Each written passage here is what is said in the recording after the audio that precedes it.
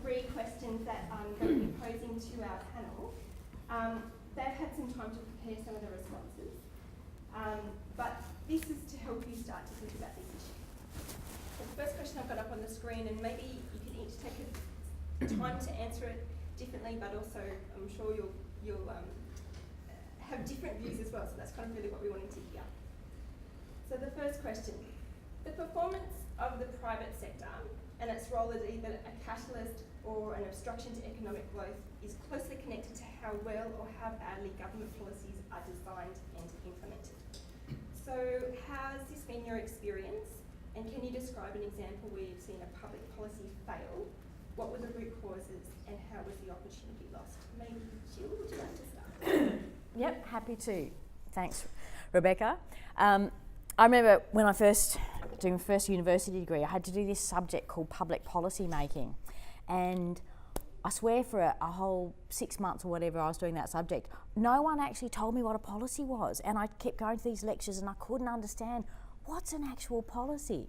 And I'm very glad that now that I'm in local government world, it's really clear what a policy is. For us, it's a very specific written document, and at our council, they're all going to look like this. So, and after a long career, I guess I've come to really respect the local government decision making and policy making process. Council's got 2 types of policies. These ones we call strategic policies, and by that it means it's a policy that's adopted by council. So for those of you that haven't been involved with local government, for council to adopt something, it means the staff like Amber and I work and we do research and we talk to stakeholders that might be internal and external, and we put together a policy document. That goes up to council. Council's got to agree that it goes out for public comment, so it goes out for public scrutiny, comes back to council, council has to adopt it, and then it's up on our website. So we work in a very open, transparent environment, so it's clear to the whole world what our policies are. So getting back to Rebecca's question though, we have been through processes, I guess, at council where we know that some of our policies need tweaking. I can't think of a time ever where I can say that there's been a policy failure, but I think sometimes you come across circumstances whereby you need to tweak. So an example we had recently, or in the last few years, when we did an audit related to a series of policies we've got that relate to sponsorships and grants. So we had an external person come in and sort of talk to staff, look at the paperwork that we had sort of before, during and after the applications. And what we found was the human element. We had a good policy, but staff weren't following the policy. So we've had to go back, we've had to review those policies, we've had to introduce training and stronger rigour and ensure that staff are following the steps that are very clearly laid out in the policy. So in that instance, you can have the best policy in the world, but unless you put some time and effort into monitoring and making sure your staff are actually following what is set out, and in local government world, I would also say that often if you follow that policy, it protects you. But when we've got debates like Layman Street trees or whatever coming down, if you follow the processes and procedures that have been set out, it will protect you. So that's my comment. Thanks, Beck. No, I think it's you've started out with defining what public policy is. Darren, did you have some thoughts on public policy failures? Yeah, I've got some thoughts on public policy failures. So I guess my background is in defence mainly, so innovation and engineering. So the policy failure that I think we've got as a nation is in our innovation policy. It's simply not working. We've probably got near the top of the table for researchers. In fact, we do. Our university researchers are near the top of the league table in terms of patent production and producing new ideas. But they're driven by a publish or perish model. So the model in place for a research organisation is do your research and publish papers. The more your paper gets referenced by other papers, the more successful you are, and that's how you climb the ladder. So if I was a university academic, that's what I'd do. But they have got zero incentive to move those ideas out into commercialisation, get them out of the lab and to be commercialised. And Australia's at the very bottom of that league table for getting stuff commercialised. So we've got a big public policy failure there. It's pretty clear what the the huge misalignment we've got between university research and what business wants. And that root cause is just the root cause is that total misalignment. And I've been on the receiving end of this myself. I've been down to one of the big universities in Sydney. I've sat on one side of the table in a big room like this on a busy street with glass walls all around and marble tabletops. Me on one side and 5 of them on the other side, trying to negotiate IP out of a university. You can just see it's not going to work, because everyone on the other side of that table goes home at the end of the day and gets paid their weekly, monthly, fortnightly salary. There's no incentive for them to move it out of the university. There's no incentive for the researcher. There's no skin in the game at all with those people. So it's almost like not just a public policy fail, but a policy absence. There's Yeah. no policy framework to actually address this issue. Yeah, well, the policy on research is do more research, get your paper referenced, and move up the ladder. So there's a failure there to connect with industry, and that's a great loss of resource for the country. Yeah, no practical outcome. What are the kind of general, more broad consequences for that as Australia as a nation? Yeah, well, it's just the loss of all that research, that IP that can be turned into business and jobs ultimately, and for the country. Yeah. Great. Naomi. Okay, so I guess I sit in the middle because I do a bit of work for both public government entities and private clients. And as a lawyer, I agree with Jill, the legal instrument, the document policies are very important. But for us, there's also a sort of general policy. So there's a distinction to be made between those specific written policies and the general policies, I think, and a general policy approach that's taken by government entities. And just one example, I think, is, and I was just speaking to someone earlier about, we have seen an increased scrutiny by the Environment Protection Authority on various corporations to do with a lot of things. PFAS is one, so there's sort of lots of investigation going on by the EPA into PFAS. There's lots of investigation going on into mines and compliance with environment protection licences and the like. And that has really happened, we think, since Orica, and there was a lot of sort of public outrage that the EPA wasn't doing enough. So since that time, we've seen this sort of incremental increase in action that's being taken by the EPA, and quite serious action as well. So that's a sort of general policy approach example. My example of a public policy fail, as a lawyer, I guess the first thing we do is question the question. What does fail mean? And that sort of depends on your perspective. So it probably depends on what side of the fence you sit on. So from my perspective and a lot of my clients' perspective, the coal seam gas policy banning exploration, coal seam gas exploration in New South Wales was a fail. It is a policy, it's been implemented, and for the New South Wales government and for probably farmers and environmental activists, it's a success story. But for a lot of my clients, it's a fail because it results in that loss of opportunity, a loss of economic opportunity, but also because they could not see a reasonable justification for that policy. So there wasn't a scientific justification for an outright ban on exploration activity and coal seam gas. So. Yeah, no, I love that. The lawyer question is a good question. Perspective is important. I don't think. But anyway, we'll move on. So if we've talked about public policy failures, we need to talk about public policy successes. And I guess successful policy outcomes that encourage and strengthen the private sector to participate. These are often contingent on the capacity of government officials and business leaders to understand and appreciate the interests, the motivations and objectives of the other. So I guess, can you describe for us or give us an example of where you've seen a public policy succeed, maybe for both perspectives, what were their root causes and how it left a positive legacy.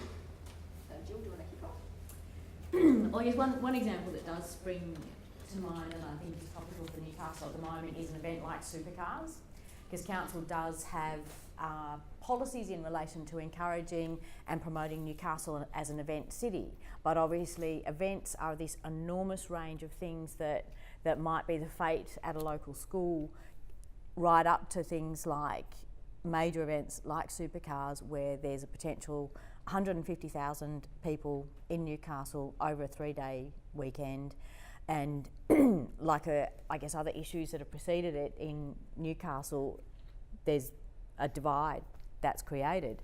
So, and it's an interesting one in terms of, from a council perspective, council gets no direct return out of Supercars, where we've had to, I guess, rework a public works budget and bring forward a range of civil works that were proposed in the East End in relation to drainage and roads. We've had to bring that forward, so that's 8.8 million we've had to find to spend there.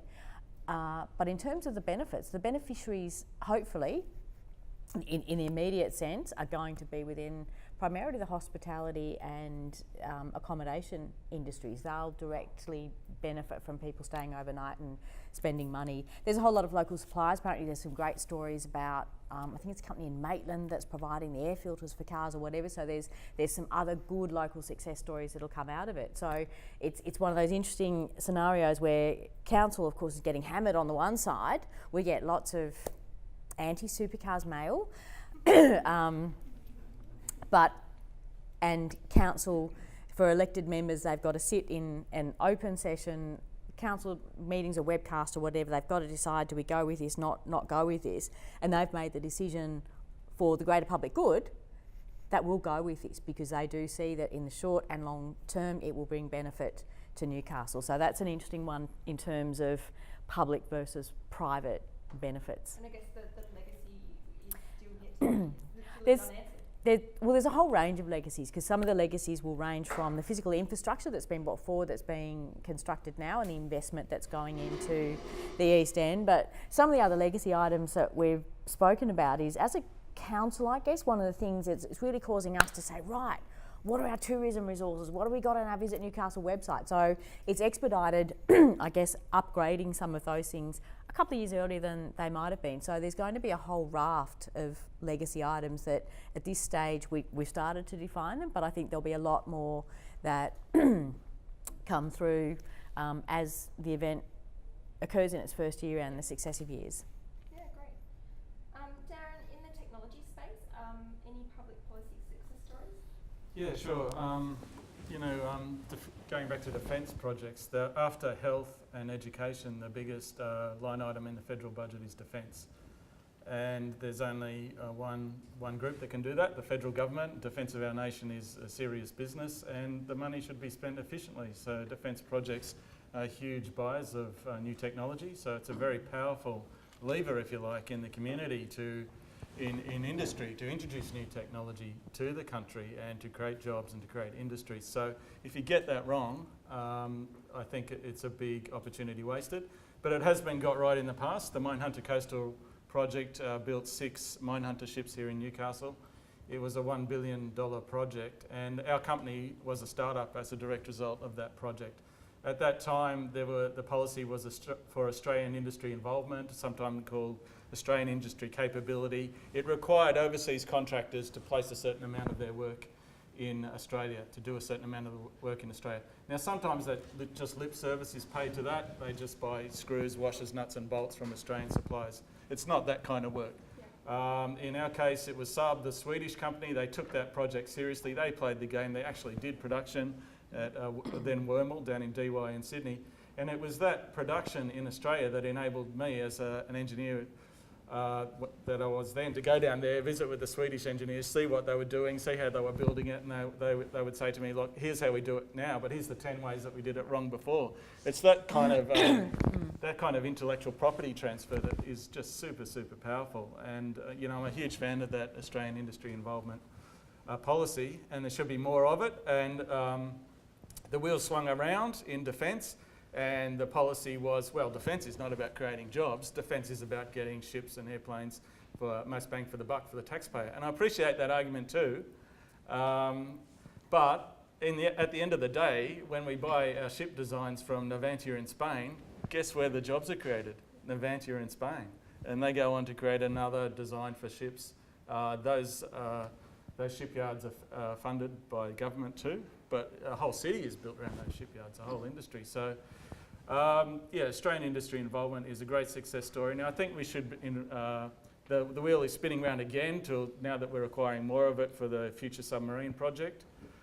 And I think that we should be demanding out of every big defence project, when you have a project like an $8 billion submarine project, we should be seeing startup business out of that. Where is the new technology that went into those submarines? What can it be used for? And to create leading edge companies. So that policy is a big success, I think, and you know, I'm a big advocate of it. Yeah, so definitely the ripple effect from Yeah. a single policy and its success for other industries and job creation. Job creation, absolutely, yeah. And we were two guys on a mobile phone when we started up, a very big mobile phone. We're 40 people now, and we acquired another small company. Now, that guy had run the company for his whole life. He didn't really have an exit plan, so we were able to acquire his company, and that whole company kept going. So the success built on success. Yes, so maybe the lesson is about identifying opportunities that hang off an original policy. Yeah. Great. Naomi. Okay, I'll be very quick. So my example of a public policy success is, I guess, something that I am hearing from lots of my clients who are involved in urban development in Newcastle, and that is the Newcastle Mines Grouting Fund. That's become a big game changer for urban development in Newcastle. A lot of sites were effectively sterilised because of mine subsidence issues, and the cost of grouting those sites, or I think effectively grouting the whole of underneath those sites and adjoining sites was a big feasibility issue for urban development. So I think that has given developers some financial certainty and facilitates that redevelopment of Newcastle. And I think it has come about through a collaborative approach between government and private sector. So I think it is a success story in the way it's come about as well as its implementation.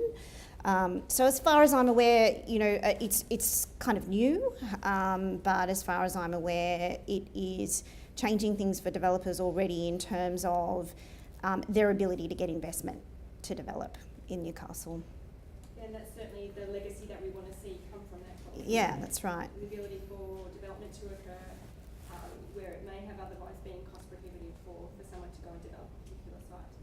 Great. And then I just have a third question. So I've really asked our panellists to give us all their pearls of wisdom. And my proposition or my intro to this question is this. Public officials who are responsible for enhancing private sector participation, I've been saying this a lot, but basically those public sector officials, they need to acquire a range of analytical skills to be effective. Policy reform is not like a simple engineering problem or a technological solution that you're trying to find. There is the need to have an interdisciplinary knowledge of economics, politics, local history and culture, along with a sense of how to set priorities, sequence actions and build coalitions. So to each of our panellists, I've asked, what are your 3 keys for public policy success? Go for it. I've been thinking about this for weeks. But the answer did come to me.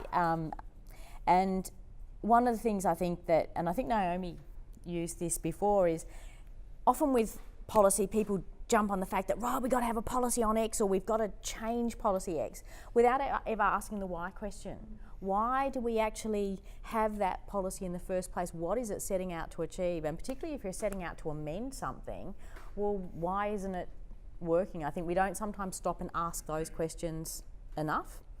So I think you've really got to have a clear sense of what the policy is intended to do or seeking to resolve.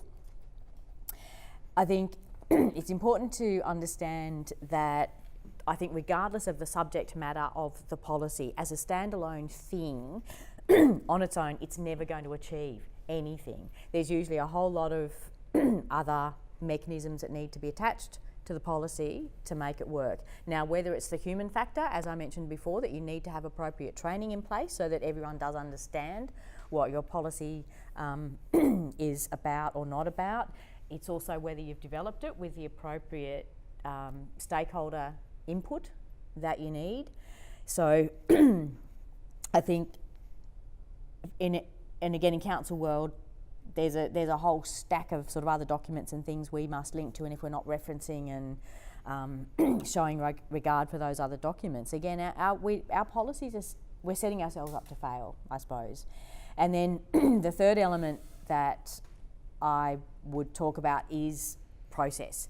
That again, regardless of what your policy is about or setting out to achieve, that if you don't prepare it with the right sort of research and the right sort of stakeholder engagement, and then if you're not reviewing and monitoring, I think it's a lot of people kind of stop the process when they think, right, I've got my policy, everything's going to be good now. But if you don't go back and review and monitor and talk to people about whether they're using it and how they're using it, it won't be a success. So I think process is always important. I just had a question for Jill. How do you think you get innovation into public policy? Because, you know, if you go out to ask the stakeholders, say you're talking about transport, they might say, well, I want this and this, not knowing that that is available or possible. I think working, local government in particular, and probably I guess some of the state government roles I've had, I know in my own view, and it's my own opinion, I think it is difficult for government service providers to be innovators. But I think in Newcastle we're having pretty good success, for example, with getting Newcastle on the map nationally as a smart city. We frequently get feedback from those in the know that Newcastle is one of 5 Australian cities that's really hitting the mark nationally and internationally and getting our name out there. And that is a combination, I think, of we're lucky we're a town with a great university who's also got a really firm established reputation. People talk about the resilience of the Hunter, that the Hunter's gone through this enormous change from coal mining through steel, through decline, through having to reinvent itself. So it's felt that there's this legacy of knowledge and hard work that's here. And we've got some great staff internally as well who are doing a hell of a lot of promotion work. And I think central to so many things is good communications. That if the right people aren't talking to the right people, sometimes nothing's going to happen. So despite all the whizzy innovations we can have, a lot of it still, so much I think in working life comes back to the human factor and whether you're talking to the right people. So that's a very waffly answer to your question. But I don't personally don't associate innovation probably with government sector. I think it's more a driver in private sector. Okay. So keys to public policy success is having government do what only government can do. Only government can do: defence, health and education, things like that. Energy policy, that's another big failure in our country. 10 years of failure with energy policy. We had advantages in non-renewable resources like coal and gas, and we had advantages in renewable resources like wind and solar, and we seem to have squandered them both and ended up, I don't know how we got here. We should build on long-term advantage, like things that don't change, like our huge claims over marine areas, for example. Australia claims more marine area than any other country on the planet.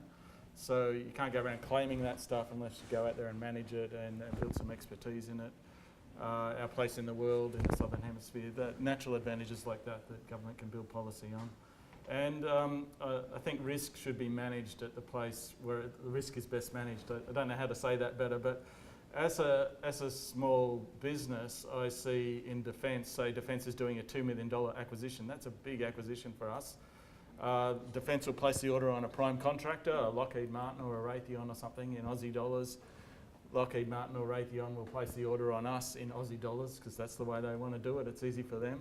And guess who has to buy it in US dollars? Us. So who's the worst place to manage that currency risk and that cash flow risk? The SME at the bottom. And you just can't say that policy just seems to be stuck like that. It's just amazing. So yeah, risk should be managed by the organisation that's got the capability. There is a lot of risk shifting going on in government, I think, at the moment. Yeah.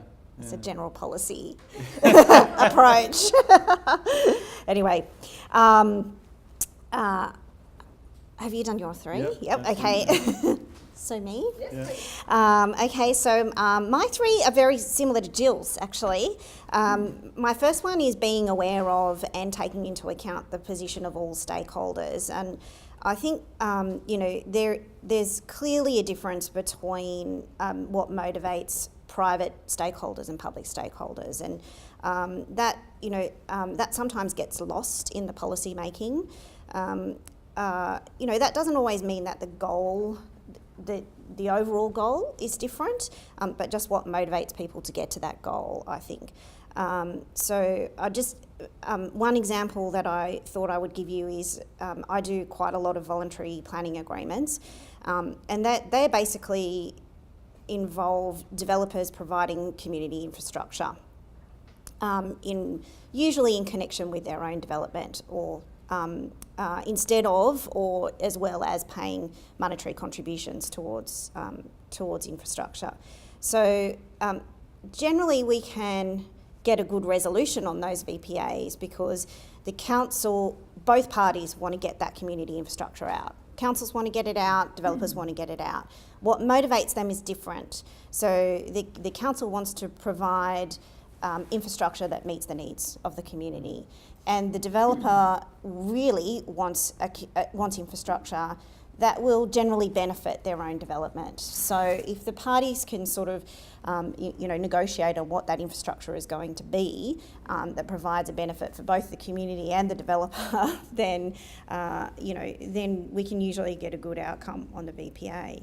So, there's a difference there, but it involves taking into account what that other party's motivation is, I think. Sometimes, and that's generally when we get involved, the parties lose sight of that original goal, and that's what leads to legal complications and delay, which is no good for anybody.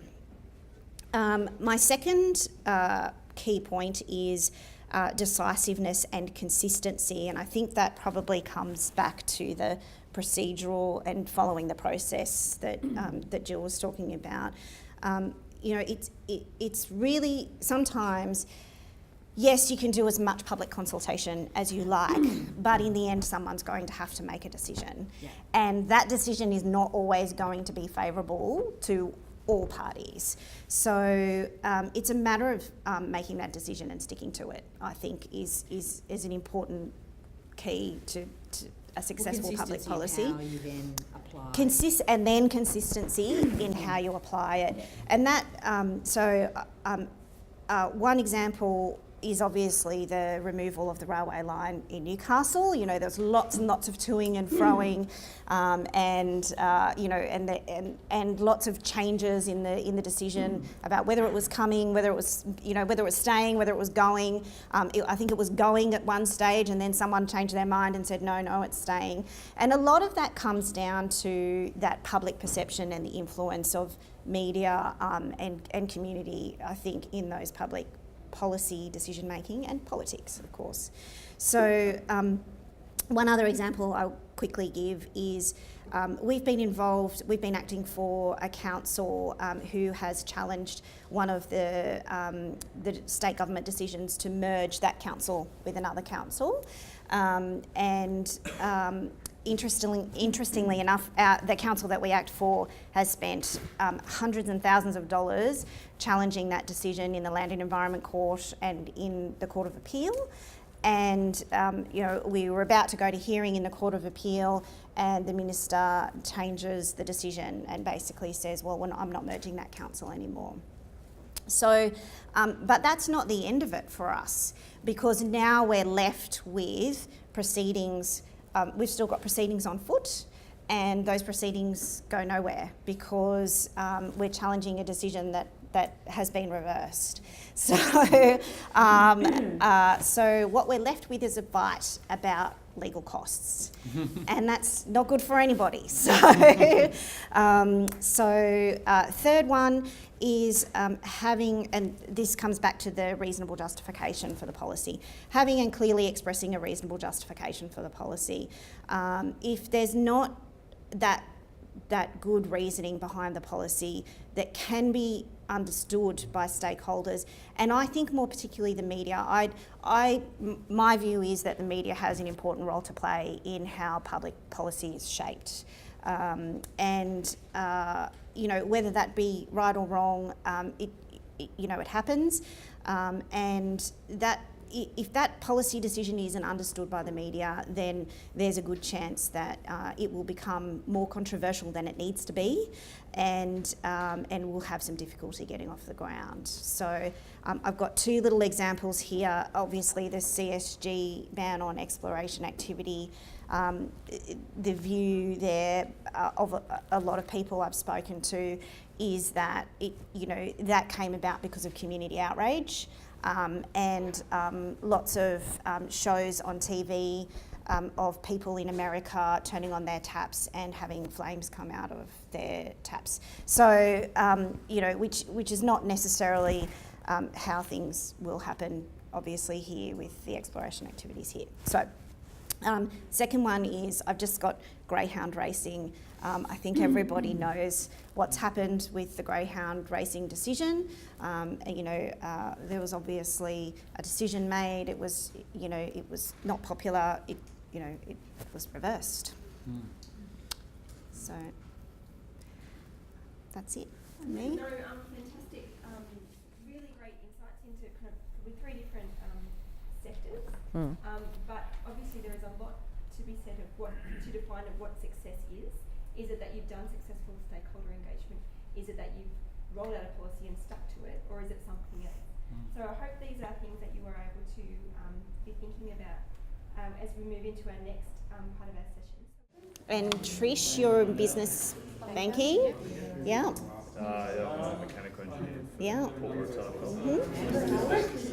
I actually work for Hunternet as the admin manager. Hunternet, okay, yeah, okay. Council, so there is a public person here, that's good. So,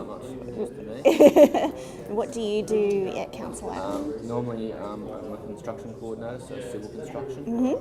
Not so much involved in the policies. In planning really and things like that, yep. But I'm currently posted in on the supercars track floor.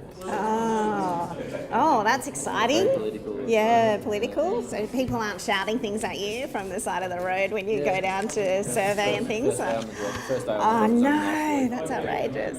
Yeah. And how's that going? Not so good. The weather's a bit. Oh yeah, of course. Week, so. Yeah. Okay. I just work for a private company. We do a lot of rail mining, refueling stuff. Yep. A lot of innovation. Yeah, okay. So you sort of connected with some of the things that Darren was talking about. Yeah, definitely. Yeah. Okay.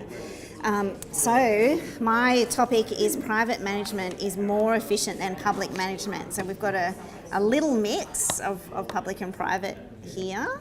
What do you think? Do you agree?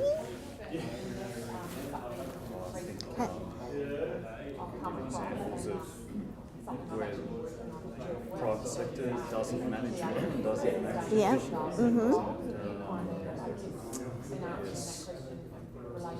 foster innovation within Yeah. So companies. So do you think there's a reason for that? Do you think it's about economics, or do you think? I think it can be also where there's a lot of stability in the company. Mm-hmm. Yeah. So management aren't necessarily driven To change. Yeah. Mm-hmm. and that potentially is not a lot of new ideas Yep.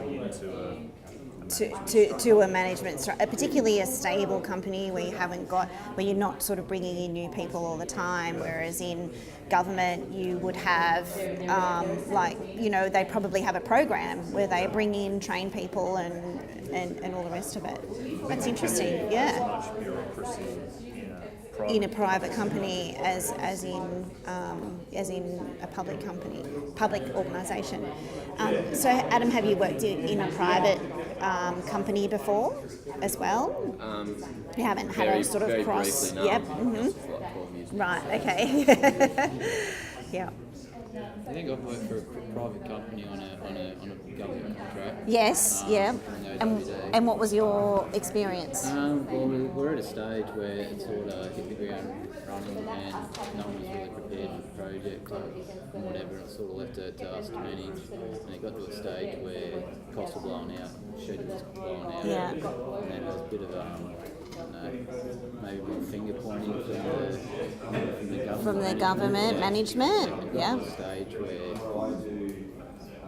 never too late, where they really started putting a lot of tools and right people in places, and really turned it around. Yeah. So really, the management was good once actually got involved. Once they got involved, yeah. So do you think that they're initially that's what happens with government organisations, that they sort of are a bit hands off until they realise that something's going to go wrong? Yeah, well, in that experience, Yeah. Mm-hmm. personal experience. Yeah. So that's what you think was the reason for the sort of a little inefficiency at the beginning. Yeah. Mm-hmm. So do we think that there's a sort of generally private management's more efficient?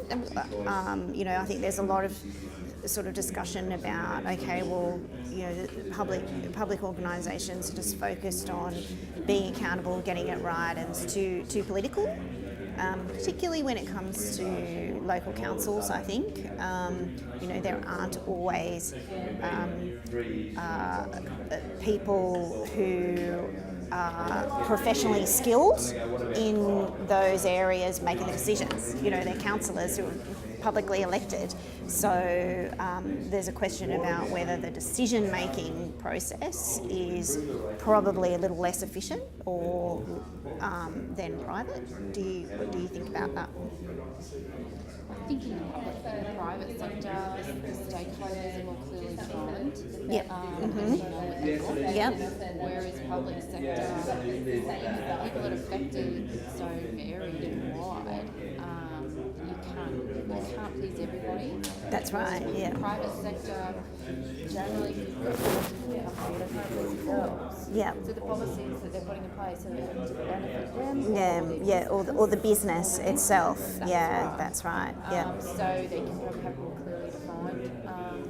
Yep. But in saying that, implementing policies isn't necessarily something they do regularly, whereas the public sector, they're doing it all the time. They've got the processes Yeah. in place, they know how to measure it.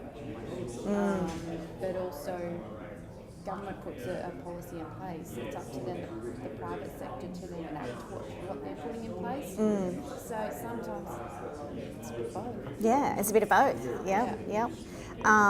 And do you think that the goal, in terms of management of the organisation, do you think the goal is more clearly defined in the private sector? So I think potentially it is because you've got that clearly defined stakeholder group, and you know that they are fairly cohesive. Their goal is fairly cohesive. Let's make some money, essentially, and and that's the goal that the company is working towards. Yeah. Whereas public sector might have a policy that's defined as this, Yep. with 15 exceptions. Yeah. So that then makes it a bit more blurred. Yeah. So what do you think, Adam? So in terms of that sort of public Well, yeah, working in a public for quite a sector? while, Yeah. I've always had the impression that yes, private management is a lot more efficient. Yeah. To the point than public. Yeah.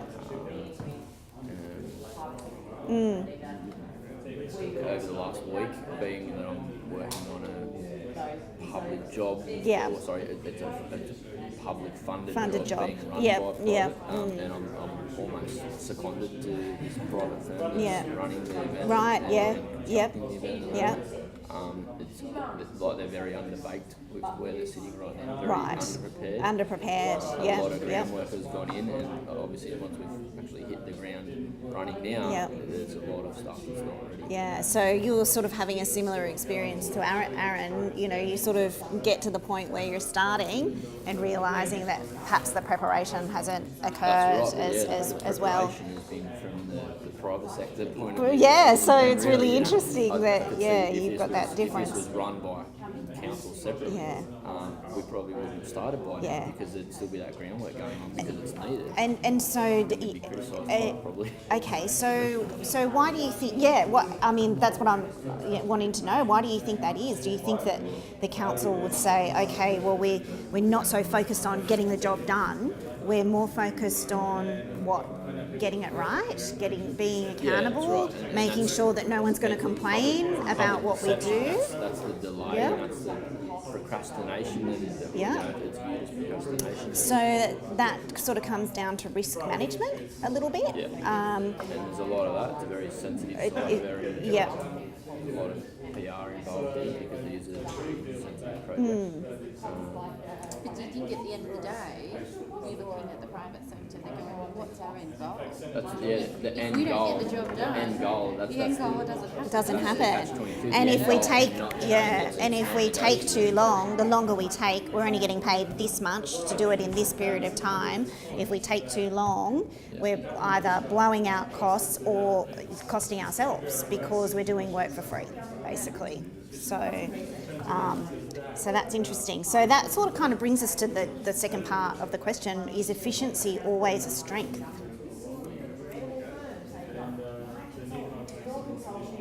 Horses for courses. So it might depend on the situation, it might depend on the organisation, it might depend on the goal of the organisation or the things that it's trying to achieve. Yeah? One thing, so I look after a lot of bigger construction Yeah. projects. As interesting, sort of what Adam said, comes back to this efficiency a little bit, is every time we award a big contract, it's still a Yeah, private, yeah. private sector company. Companies, but yep. It's always just in time. And so in terms of efficiency, sometimes I think you spend a bit of money up front and do that planning rather than sort of leaving it to the last Till the last You minute. would actually execute more efficiently. Yes, you spend more up front in your Yeah. planning, but once you get to the execution phase, which is where all your dollars are, Yeah. you would be That would be more efficient. Yeah. yeah, but That's that's interesting. not really this sort of we'll wing it and then we'll just We'll just kind of plan things as we go along. resources Yeah, at it yeah. to get it done. Yeah, because we're either keen to get it done or, I guess in this situation, because there is the time frame, that's really what's changing the council's sort of general approach, or the private sector's general approach is like, okay, well, we've got to get it done by this time, whether we like it or not, so we've got to start. Yeah, okay. There's got to be a balance because if you've got time frames and you've also got a budget, Yep, there's really got to be a balance. a balance. That's and whether that applies to both private and public sectors. Yeah, definitely. So what does what we've just talked about mean in terms of growth opportunities for the Hunter region? Well, we've talked about, we've talked about the ability to respond to big events that are going to bring, a lot of economic growth to Newcastle. I think that pick and stick of making calls on the V8s, on the rail, and then just being consistent and staying with it is probably is the big thing, and that sort of toing and froing tends to affect that efficiency, doesn't it? What I take interest in is the fact that you have got public and private coming together, and same with your thing. You've got public and private coming together to get the outcome. Is there a way that you think they could have worked together better to be more efficient and to produce a better outcome? Probably more time. More So time. Time's the barrier here, I guess. It's been very limited. Yes, well, are we moving on? Did you want to carry on with what I was talking about up there? Any questions, or should we get straight into this one?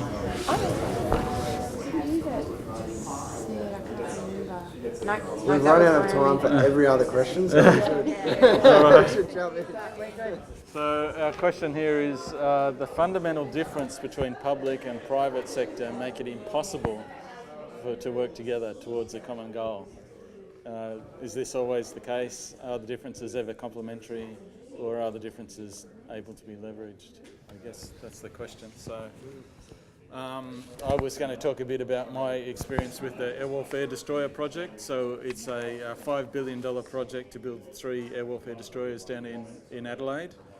And the model that they used to procure those destroyers was an alliance model. So it was a very new model at the time, and I was just on the website at the time this afternoon looking at the dot points on the alliance model.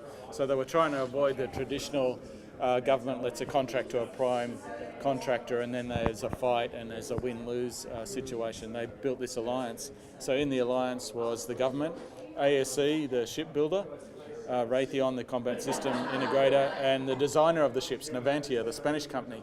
So the dot points are all members work together on a shared outcome basis, avoiding the adversarial relationship with fixed price contracting. Risk and responsibilities are shared and managed collectively rather than allocated to individual participants. Industry and participants can improve profitability by improving project performance, extra profit for extra work. Profits are shared and losses are shared, gain, pain, share. And the alignment on business outcomes is best for projects. So this was everything that they said the project would be when it was started some 10 years ago. The proof is that the ships were due for delivery in December 2014, the first one, and it's not delivered yet. So it's coming up for 3 years late, like on a 5-year build, 6-year build. So it's just an incredible example of how that didn't work, But is that a failure of policy in the model, or the fact that it's just an extremely complex project and the schedule has underestimated the time? It's hard to say, but on other projects I've worked on, like the Minehunter Coastal project here in Newcastle, the Anzac ship project, which was probably the forerunner to this, we built the ships on time under a traditional model. Yeah, okay. I'm not saying that this alliance is the cause, but it is an example of a public-private partnership that hasn't worked. We'll have another one coming up soon with the Hunter Innovation Fund. That was the HIF project. Oh, yeah. It was council sort of drove it, but they're partnering with the university and partnering with different innovators. Yeah.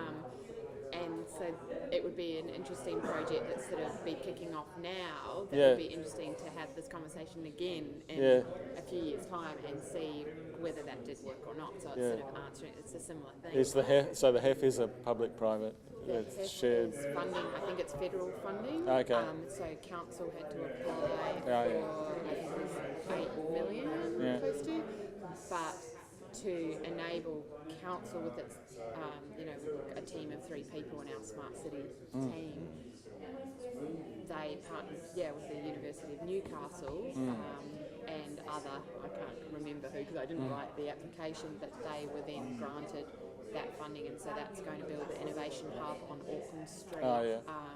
It's got something to do with the new cruise terminal. So that is a public and private sector collaboration that we will be able to watch over the next few years, and maybe us in this room can watch it and start to go, is it working, is it not? Yeah. So how are they different to the big PPPs when you got big road projects and big rail projects? Because don't they work okay, those models? I don't really know a lot. I don't know a lot about those, no. Public-private partnerships, yeah. But they seem to use that model a lot. Yeah. In like the West construction, Connects and what do you call it, the North Connectors of the world and that yeah. sort of stuff. Maybe it's because, as you say, the technology's more well known for road construction and bridge construction and things like that. It's easier to predict and fund. Yeah, could be. We were talking earlier with Jill as well around public and private using similar language and hitting for the same goal. Yeah. So it's possible to work together towards a common goal, but if they do have a common goal that's recognised, maybe it's a better chance for them to work together. Yeah. If they understand what the common goal is. Yeah. And I think it was something around what Naomi said before, someone in the panel, they both believe it. Yeah. Yeah, well, I would have thought that something like building a ship would give you a common goal. It's pretty clear what you're doing. You're working in a shipyard, building that thing, you have to walk past it every morning going, oh, yeah, that's what we're doing. Maybe they lost their passion. Yeah, maybe they lost their passion for it. It's very hard though, I think, because the government or the public sector is typically has a regulatory, regulator function, and it's really, how would they, I don't know how you do it, but divorcing your role as the regulator, and then because your private people are building, but you're part of it, but then you've also got this other hat over here, and then these guys have got their hat over there. And I think that was. You've got so many different barrows to push. The project manager have an overarching kind of board. For that ship one, ultimately I presume Department of Defence are the masters of the master of coin. So you're looking at, I don't know. Yeah, well, they were. The Department of Defence let the contract, but one of the parties, ASC, is a government-owned. So government let a contract to itself, almost. Well, they did. So I guess they relieved themselves of the liquidated damages for running late. And that regulatory thing that you touched on, what I heard, informally from people that worked, was that the Alliance took the worst of both worlds. For example, in public service, things like travel can be very, very highly regulated. You need to get multiple levels of approval because they're spending public money and travel is an expensive item. No helicopters, etc. Yeah, that's it. Yeah. Whereas you sit at the back of the plane. Whereas in private industry, it can be the situation where we need you on site on Monday. Here's the credit card, book your flights, and just get there. And the experiences I heard was they switched to the public service model. So travel was all highly regulated in the whole alliance. So no one could travel. So they all went to the worst kind of model, a highly regulated model. That makes sense if the government's holding the purse strings. They want to make sure where their money's going. They apply that same. Then the media picks up on it. And I get that. We pay lots of tax, and you can't just spend it frivolously. But at the same time, I guess I wonder, it'd be interesting to do some sort of cost-benefit analysis to say how much lost time was done in getting approvals. Yeah, totally. To get a $50 taxi fare because you had to go to a project meeting. You probably end up behind. It's hard. I'd like to think that it's not impossible and we should be able to do it. I don't know. I haven't had much experience in doing a private and public citizens project, have you, at the port? I'm trying to think of an example. I know the cruise terminal is being funded by the New South Wales government, and then so it's actually on.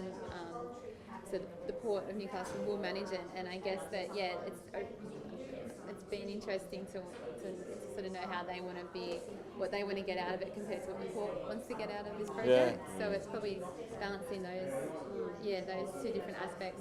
I was sort of thinking in my head about Newcastle Airport. It used to be 50% owned by the two councils, but and I sort of recall I used to work there as well. There was sort of conversations around the representation of council and keeping councillors on side. Yeah. But then you've also got the general managers, Yeah. like the different parts of council involved in the airport, and the mayor of Port Stephens often having an opinion on what the airport was doing and what it was named. But there's also an issue around accessing extra funding that was required, so being able to go through council to get the funds. Yeah. So I was just pondering that. I think now there's an alliance, isn't there? Yeah, and I think they've adjusted. Yeah, they've adjusted it now, so they could get additional funding to develop it rather than sort of being hamstrung by council. Without going back to council by policy or Politics. politics, yeah. There's some really good examples. Lake Macquarie Council have an independent economic development arm called Dantia. Yeah, I've heard of that. Their own, it's a body set up to work directly with businesses to create economic development in Lake Macquarie. Maybe that works. I don't know how often that happens in different, but then you kind of got your council doing their day-to-day operational stuff, and you got this independent company over here generating and driving economic growth. I actually worked at Lake Mac Council when I was a landscape architect, and we were a business unit of Lake Mac Council, so we were literally like a private consultant to the council, but we sat at the council, and so we basically became the council. Even though we were... Was Dantia around when you were there? No, I'd never heard of them. So. Yeah, one of our execs is the CEO. Yeah, Pete. So he's just moved over there. Yeah, that's Maybe some other that could work. generate- I don't know. I don't know what their mission statement is, but they're the economic development arm of council. I don't know how they have to report back to council or anything like that. It is an independent body of council to drive that. Well, maybe it's something to do with the scale of the thing. I mean, that's kind of how ASC was set up, as an independent shipbuilder to build the Collins submarine and then to build the air warfare destroyer. So it was independent with government owning the share and government on the board. But then you got to the situation where the Defence Minister, David Johnson at the time, said he wouldn't trust them to build a war canoe, and he lost his portfolio over that. But, you know, how can it get to that when we're asking the government to, you know, do defence well, but they set up ASC as their shipbuilder, and then a minister says something like that? Did you watch the show Utopia when it was? It's too close to the bone. It's too close to the bone. Absolutely hilarious. I can only watch so much of that. And I go, you start cringing. You're like, oh. I can't watch Parks and Recreation, can't watch it. Part 3 of what? Parks and Recreation, can't watch it, can't stand it. I never got into that, but Utopia. Parks and Rec is like a, Is that like about councils? It just feels too gritty, Is that an Australian one or? That's an American one, isn't it? Or Parks and Rec's American. Utopia's Utopia's Australian. Well, we've now got about 10 minutes or so to ask questions of our panel. So any question from the floor, directed to one of our panellists or to all of them. Anyone ready to go? Looks like it. Naomi, I've been waiting to ask you this Oh no, what? You should have asked me when I was sitting over there. Stop talking about soup. I was just interested because obviously I have written a policy at council, so I've been in the I was interested when you talked about general policy and what that means. Are general policies written down, or are general policies people's thoughts? General policies are generally come, I think, from the leadership, what we were talking about before, just that leadership approach. So you might get someone in a role who says, okay, well, my focus is this. And that might then present itself in the way that team or that organisation interacts with other entities, private and public. So it's not something that's written down, and I think that's the distinction I was trying to make. Yes, there are those written down policies that are really, really important, and if you don't, and I didn't mention this earlier, but if the government entity doesn't comply with those policies, then there are legal implications for that. So or if they don't take them into account, particularly when they're making decisions. So those decisions then become open to challenge because they're not considering something that they really, that is relevant to their decision-making process. So those written down policies are really, really important. But we also do take into account the way those non-spoken policy approaches affect the interaction between that public entity and its various stakeholders and the other private entities it connects with. So, Great question. Thank you. Anyone else? Got one for you again, Naomi. On a roll. Before that, you've represented both private as well as public yes. sectors.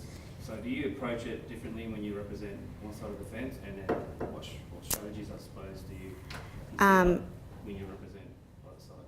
Yes, because I need to take into account my client's overall goal. So I think we talked about at each of the tables that often private sector entities are less risk averse and are more prepared to maybe push the boundaries a little. So I will take that into account when I'm giving an advice to them or negotiating, particularly on agreements with between a public and a private. So, there are some things particularly that I know that councils will want in an agreement to protect their position in the long term. So, that all comes down to that risk aversion, I think. Yeah. And which one do you think is more kind of efficient in dealing with? You're supposed to ask me that over there.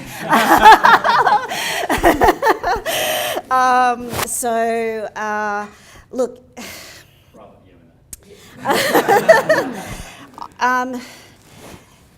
I can say probably my private clients are more often chasing me to finish things than my public clients, definitely, because they want to get things done and out the door.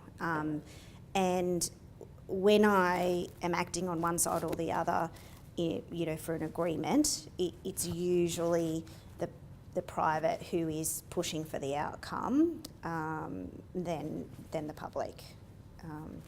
But that's not to say that they're more efficient. And this team here questioned the question: what does efficiency mean? So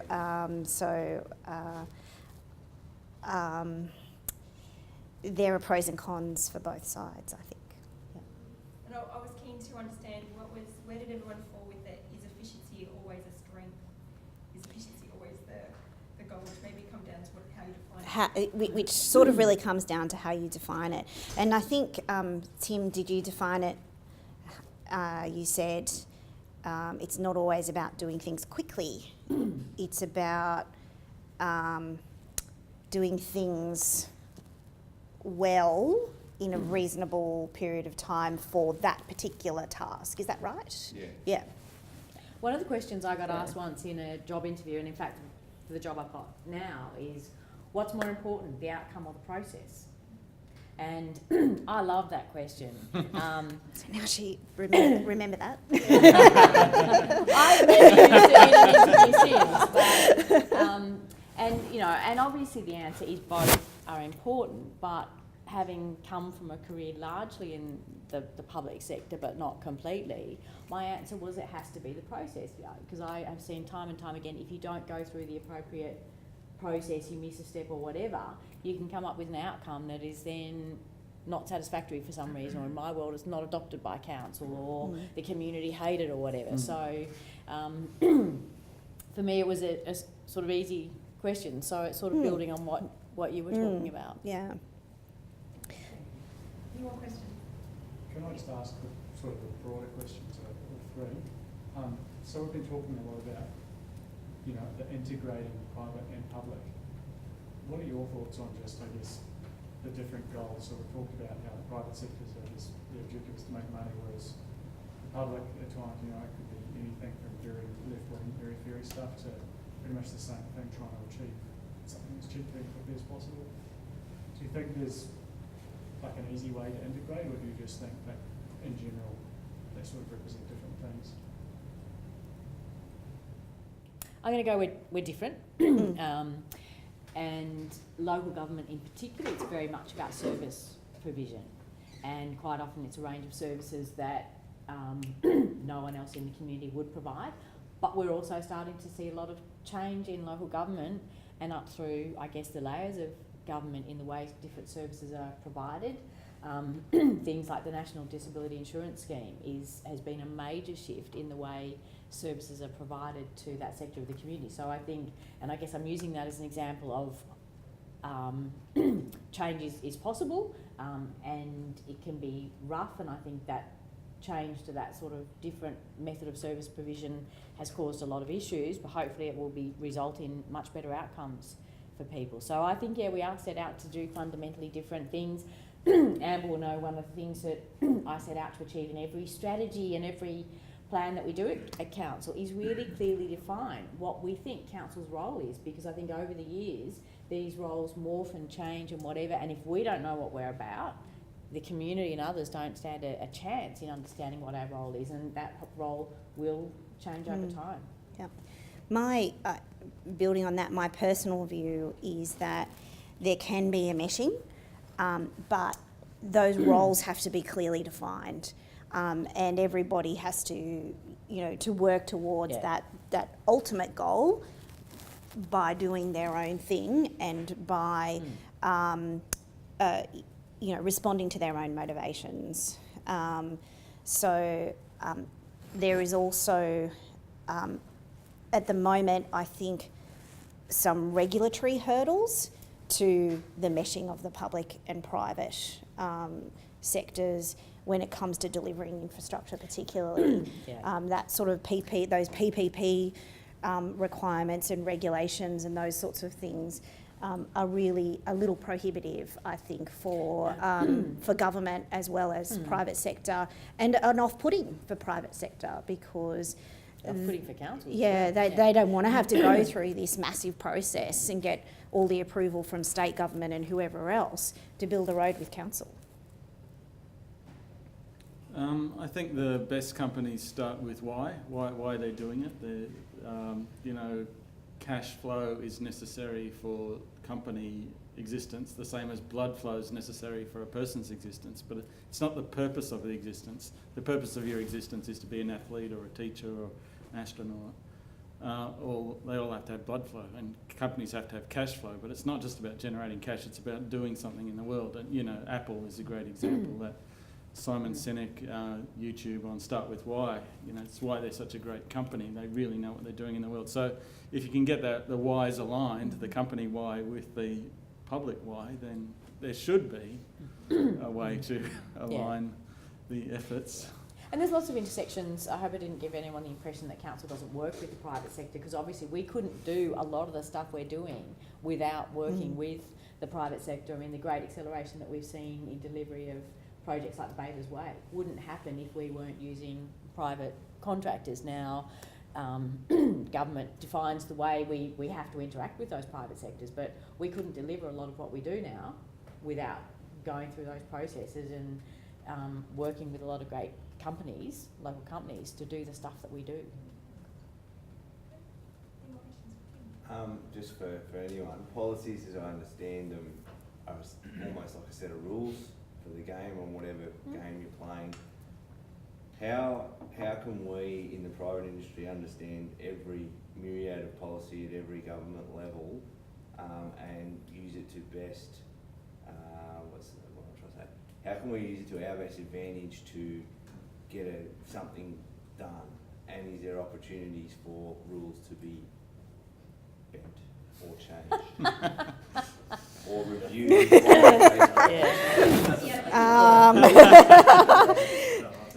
Talk to me afterwards. Talk to you afterwards. Maybe a file of policies at every council this long, and then government's up here in the feds, and how do you know where to look? Yeah. And then how do you know how do you interpret them, or have you got any advice on? Because Look, one of the things I think we need to make really clear is that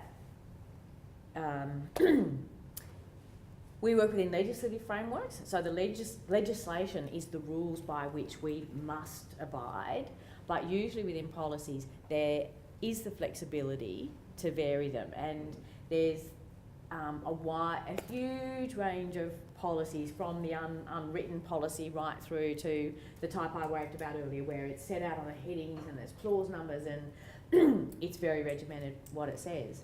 So it partly depends what document you're talking about, but legislation is generally rules. Policy often has flexibility.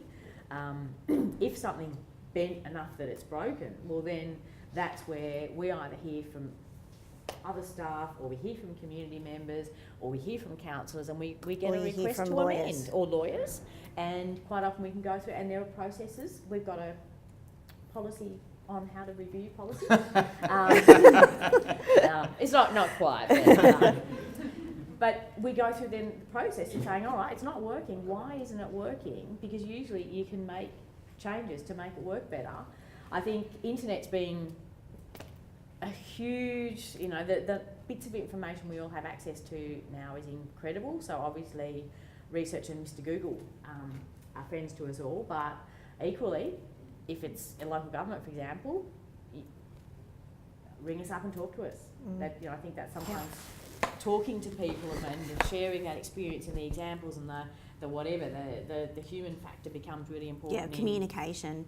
Understanding. And what you're doing now, talking to each other, talking to people from different industries, getting their experiences and sharing, how they've interacted with government, or what sort of policies they've looked at or used, or what policies the government's thrown at them and said no, go away.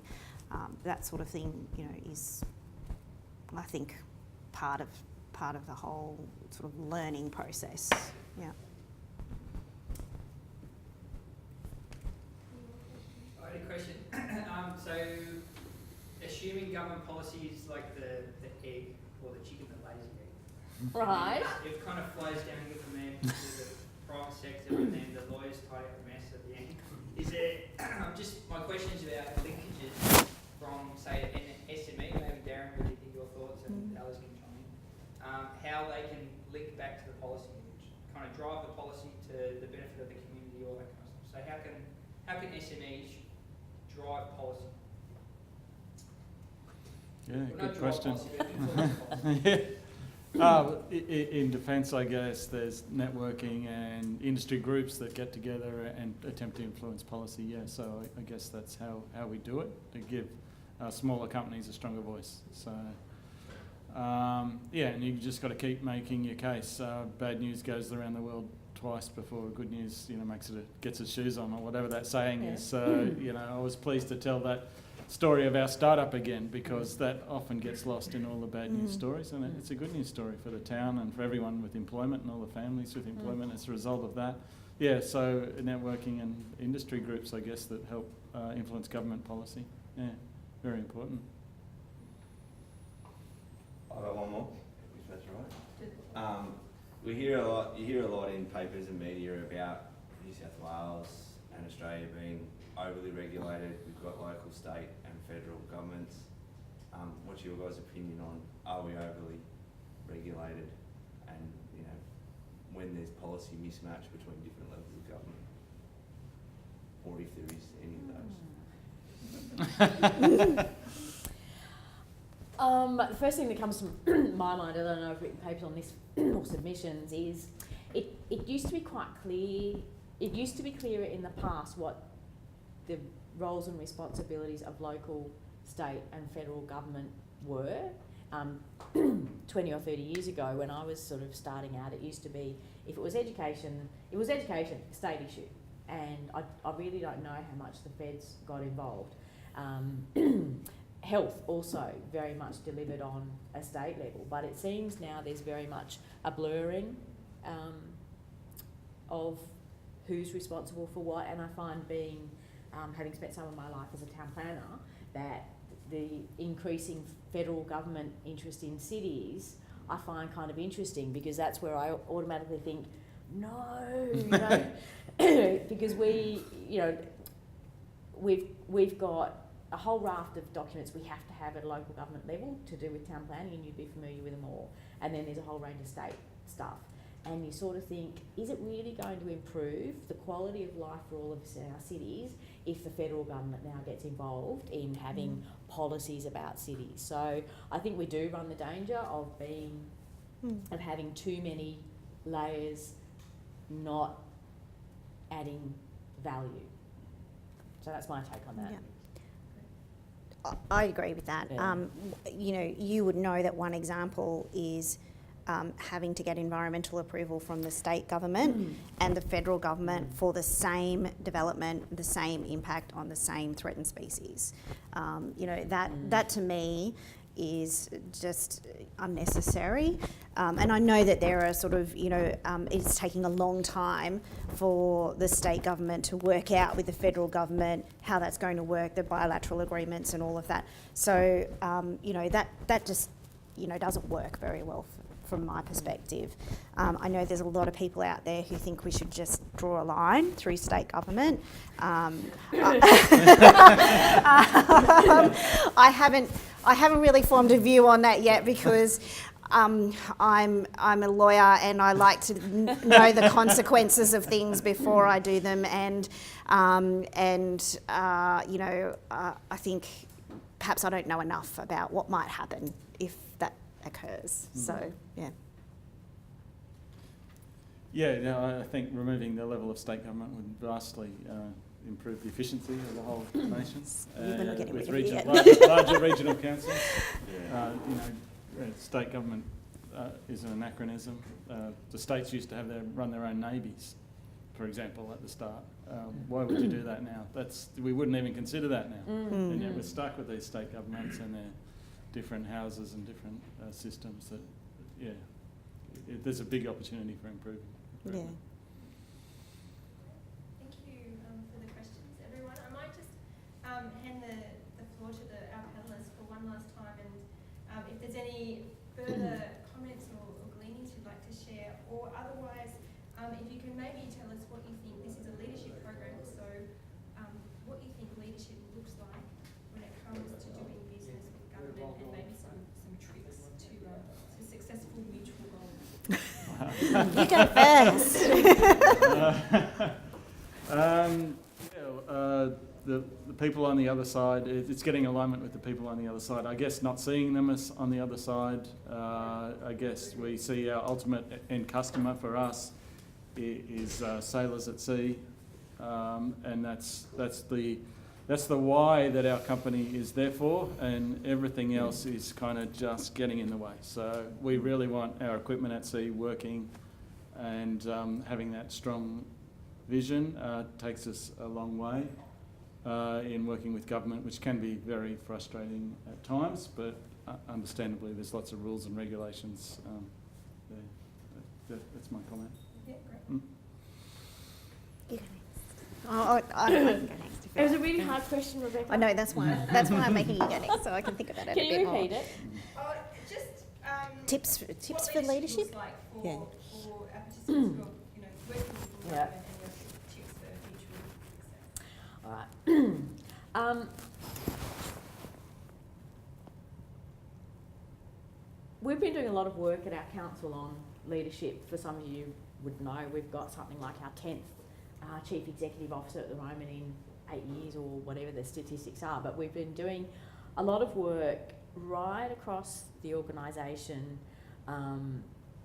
It's under sort of a company name, but one of the issues that is really challenging every staff member on is that question of what is leadership. And I think the most powerful thing, and it's delivered initially as a 3-hour training course and all the usual activities, but they show one video which kind of says it all to me, and you might have seen it before at training courses you've done.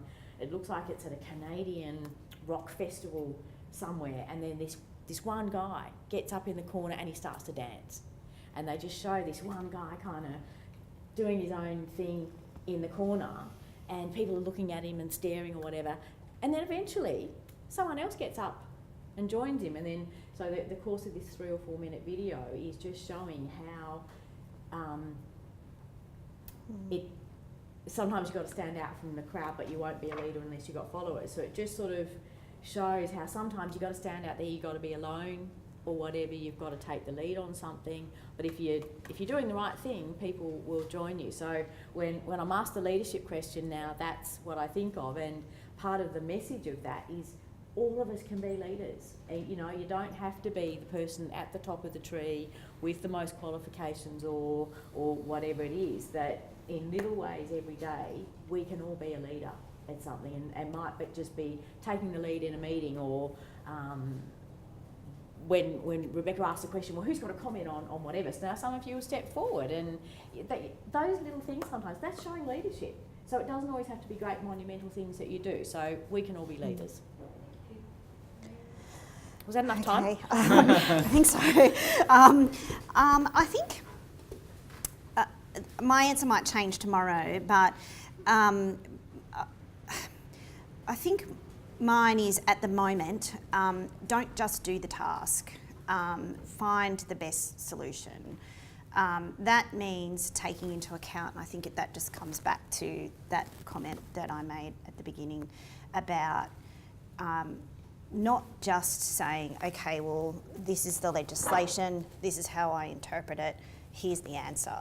I need to take into account what my client's background is, what the government's goals are, you know, and find out that policy, find out what the opposing parties, what they're trying to achieve, and then trying to find a solution that best suits everybody. I know that sounds a bit kind of too collaborative, but sometimes sometimes that works. So that's my answer for today.